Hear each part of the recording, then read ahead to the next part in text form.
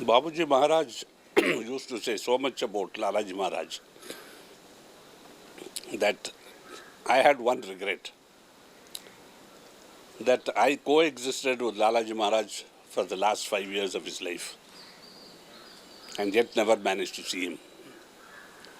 I mean, people might smile or laugh because what could a baby of 5 do with the great master?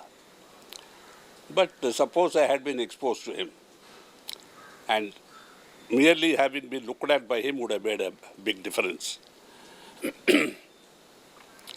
I mean, I'm saying this without disrespect to Babuji Maharaj or to what he has conferred upon me. Because Babuji used to praise him and show his love for him in so many different ways that I have felt this as a definite spiritual loss in my own life. Subsequently, of course, perhaps Lalaji Maharaj in his own way, in his grace, compensated for this by appearing to me in some experiences I have related in my books on 1 or 2 occasions. And Babuji was so enormously pleased. He said, Dekho, today you have had Lalaji's darshan, and few have it. On the first occasion, I was walking through a tunnel, and the other end of the tunnel was like a pinpoint of light. As I proceeded at the speed of light almost, that pinpoint widened and became the exit. And I came out, and there was an enormous crystal ball. And in it I saw first Babuji Maharaj, then Lalaji Maharaj in a golden frame, visage, not a frame in the sense of picture frame, but as if he was made of gold but smiling and in his usual pose, his serene pose. Babuji changed to Lalaji, and finally Lalaji changed into myself. Not like a reflection, with my right ear appearing as the left ear there, not that, but as if I am there myself. Later Babuji told me, this is the secret of spirituality, that when you search for him, you find yourself. Therefore it is called divine revelation, also self-revelation. Divine realization is self-realization, because the self, with a capital S, is our real self, and the other self, which we refer to as myself, is the gross, worldly self, made up of matter, mind, leaving the soul separate. Which means that the normal human being lives without the soul coming into play in his life. The soul acts as a silent witness, and as the Purusha Sukta of the Upanishad Vedas says, he is eternally there in the form of a tiny atomic flame. See? And he has to be awakened to our life. Otherwise, he passes through life after life as our eternal companion. That's why God is also called the eternal companion. But he is a companion who is asleep, Sushupt. So spirituality, and especially the first sitting of the Master when he touches and awakens that, then this becomes, this inner self, the higher self, awakens and takes up the reins, as it were, provided we are willing to hand it over to him. Then he becomes that famous figure in the Gita. There's the chariot, there is Arjuna, and there's the Krishna, Lord Krishna driving the chariot. It is a symbolism that now the soul, which is a part of the divine itself, the ultimate divinity, has taken charge, and the man sitting inside is the man whose life is being driven. See? So we can say such lives are God-driven, divine purpose-driven, driven to a divine destination. Because as Lord Krishna says in the Gita, if you go in this way, along the path indicated by me. You shall reach that Paramdhama or that ultimate abode, having reached which nobody returns. Yad gatva nanivartante tadhava paramam mama, he says in Sanskrit, you see. So that is the purpose of the Purusha. We also call the higher self the Purusha, and our soul is but an amsha of that Purusha, a part of that Purusha, an atomic presence of the ultimate Purusha, which we should hand over control to on the day we are inducted into Sahaj Marg. And that handing over is called surrender. It's nothing more, you see. It doesn't mean I lose myself, I annihilate myself, like the Western people always talk, ask. Does it not mean self-annihilation? Not at all. It only means handing over charge of yourself to somebody who can guide and control your life in the way it should be run, just thus removing your responsibilities in the matter, so that you can serenely go, like a man in a train or a plane. He doesn't worry about how it is going, where it is going, because he knows the destination is there.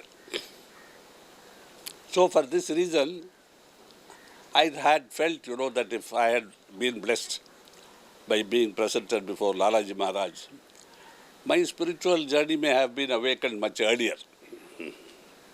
Instead of waiting till 28 years of age, I would have started it perhaps even before my 5th year, you see. Because like people used to bring babies to Babaji Maharaj to be blessed. What is the purpose? It's not to say blessed. No. It is that his divine gaze may fall upon the child and awaken this. Because before 18 we are not allowed to meditate. So spirituality begins before we can start the practice of spirituality as adults. That is the idea of blessing a child or blessing a mother even before she has been delivered of her baby. You see how deep spirituality goes. Because when we go back into spiritual lives, we find that so many past lives have been undergone, in which we had opportunities which we either missed or which we lost. And then we are here. And at least in this life, we should not go. Because Adi Shankara says, 3 things of which few can dream even. See. To be born in this Bhuloka, the world of human beings, from where only liberation is possible. From no other world is liberation possible. To be born at the same time as a great Guru who is alive on our planet, present on our planet. Second blessing. Because you may be born when no Guru is available, no such presence is available, no such help is available. And the third and most important, having him there and you here, to be able to go to him, accept him as your master and surrender to him. These 3 are the greatest blessings that can be given by God to a soul which is a seeking soul. And I assume, you see, every one of our Abhyasis has been blessed like this. And if they still miss the opportunity, it is only their self-will which is dominant, which says, I don't need assistance. Self-will manifesting as egotism, as independence, as I can do it, that sort of feeling. And of course, the final expression is, why do I need anybody's help? We were watching a presentation on DVD yesterday of something like a debate between, who was that guy? The psychologist. C.S. Lewis and who was that? Sigmund Freud. Both became atheists. Lewis because of his life experience, because he lost his father very early in life, and things like that, or mother, and things like that. And Freud, who came to true science and said religion cannot explain so many things, as if science can. See? There's a famous saying which says, science can only say how things happen. It cannot ask the question why. It cannot answer. Chlorophyll is green. Why is chlorophyll green? It cannot answer. Why not 3 legs? We have not come across anything with 3 legs, except stools. 2 legs, 4 legs, 6 legs, centipedes, but no 3 legs, except in novels of science fiction. So you see, science, to think that science answers all questions is a sort of, shall we say, a superstition in itself. And I remember once Dr. Varadachari explained superstition as coming from 2 words, super and stitia. Something standing on something else to take, the authority of that on which it is standing. So we stand on science and claim that science has no superstition. Babuji dispelled this in one of my early talks with him. He said in science there is more superstition than in religion. Religion, at least, there are valid superstitions which help us. Like you pray to God, you get some relief. But in science, there is no relief ever, you see. A man goes mad and there is no relief. Science says how he became mad. I mean, it attempts. He had this trauma, he had that trauma, but it can do nothing more. So we have to be very careful about how we handle science. And that is why Babuji said right from the beginning, throw away the intellect if you want to be a spiritual person. The intellect has no place in an abhyasi's life. For your mundane requirements, whether I should buy potatoes or cheese, whether I should marry this girl or that girl, whether I should go to Germany for a job or to Tokyo, for these you use your brain power to the extent possible. Because there also something called destiny intervenes, and that is his plan, which is against your plan maybe, or supporting your plan perhaps. So Babuji once told me that all accidents are divine plans, whereas everything we plan can become an accident here. Somebody decides to go from say Argentina to Peru, and his plane crashes. Like 2 days back, we had a tremendous plane crash there. What happens? His plan went awry, as they say in English literature. The plans, the best of plans laid by mice and men oft go awry. Anything from mice to men, he says. Don't depend on your plans. That is why, sometimes I have been criticized by Westerners especially, that you don't keep up your plans. I have always maintained my plans. But they are, they think Indians are always late, Indian times are always late, whereas it's the opposite. You go to Germany and the plane is 2.5 hours late, oh, it must have been thundering over Frankfurt. Yes, so everybody picks up his apple and sausage and goes into the plane, smiling, because Germany planes are not late. What can you do if there's a thunderstorm? But if it is like this weather in India and a plane is late, in India, immer, which means always, always. That is the white man's, arrogance. That even when a train is late, in Europe it is on time. Because it's not the train's fault, something interfered with it. You understand? So, we must understand one thing, that every action of ours, whether we surrender or not, is controlled.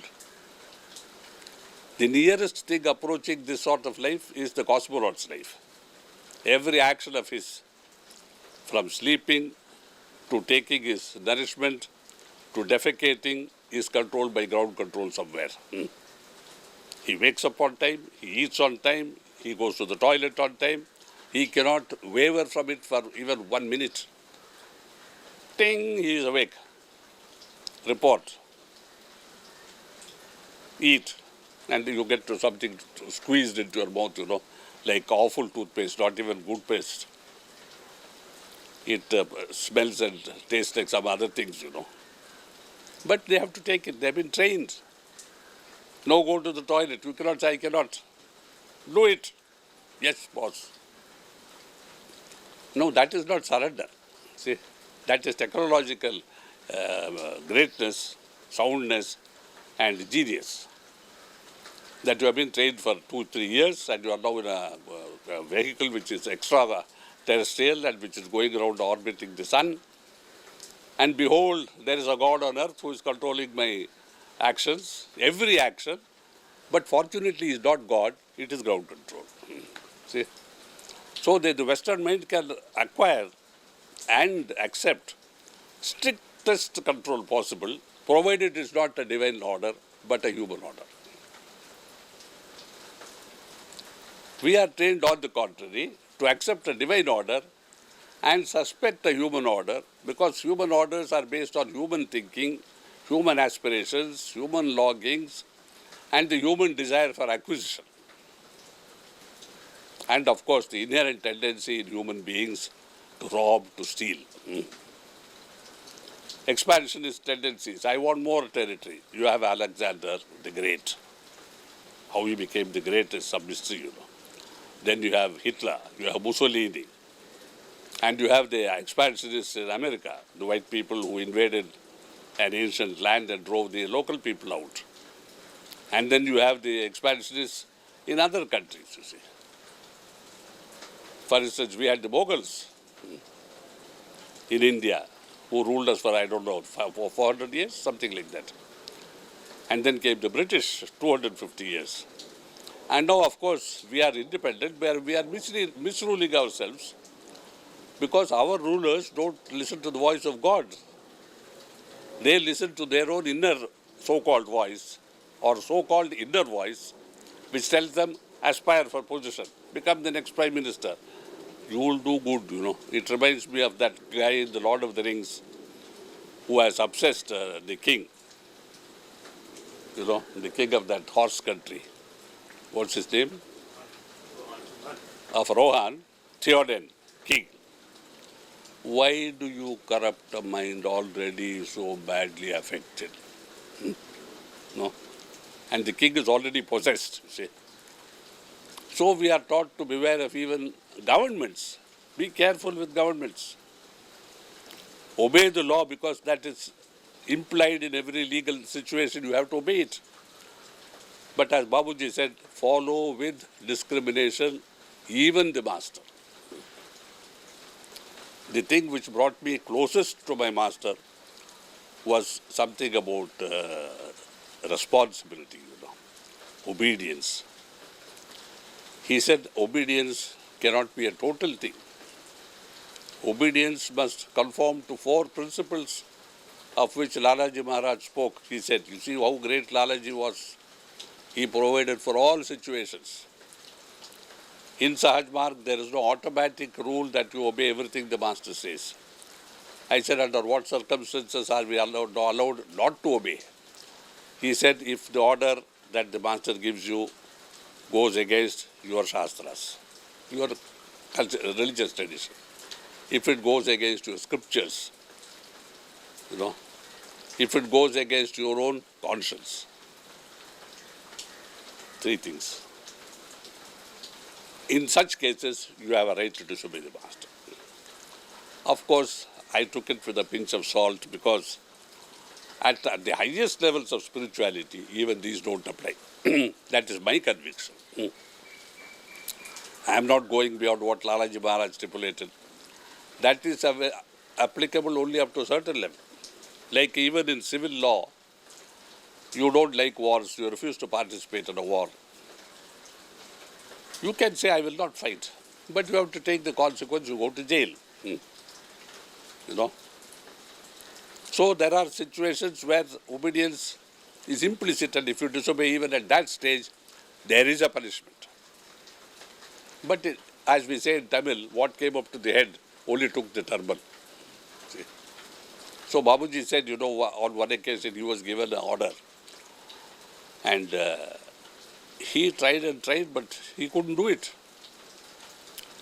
First day, Lalaji frowned, you know, he came, he said, Ramchandar, 1 day has gone. He said, Your Holiness, I am aware of it. Second day, it was not done. Lalaji Maharaj appeared. Lalaji, you know, Ramchandar, do you know 2 days have passed? He said, Huzur, which means holiness or your greatness. I am aware of it. Third day he said, you have disobeyed me for 3 days and frowned upon me, you see. Now Babuji used to say, he frowned upon me. I said, what happened? I said, Guru Maharaj, you can give me whatever punishment you desire. That was the highest surrender, you know. Lalaji smiled and said, I knew you would not be able to do this. I will do it myself.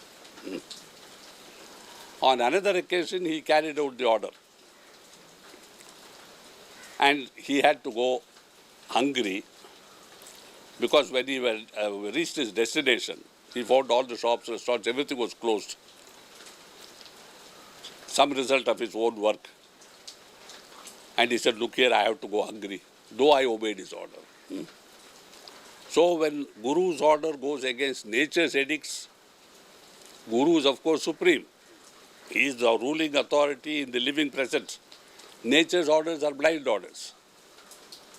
He obeyed, but he had to pay the price, which was a minuscule thing, you know, for which somebody else may have had 30 years of prison. He had to fast 20.